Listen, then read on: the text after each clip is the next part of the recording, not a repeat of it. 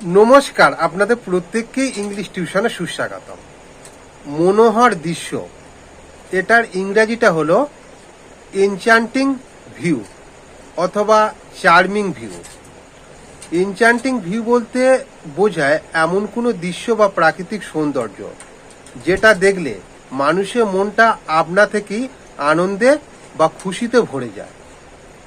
এর একটা উদাহরণ হলো the sunset over the ocean was enchanting. সমুদ্রের ওপরে সূর্যাস্তটা ছিল মনোহর দৃশ্য। The music had an enchanting melody. সুরটার মধ্যে একটা মায়াবী ভাব ছিল। এই দুটো বাক্যেই এনচ্যান্টিং শব্দটা একটা মানুষের মনে আনন্দ এনে দেয়, এই রকম ভাব বোঝানোর জন্যই ব্যবহার করা হয়েছে। ধন্যবাদ।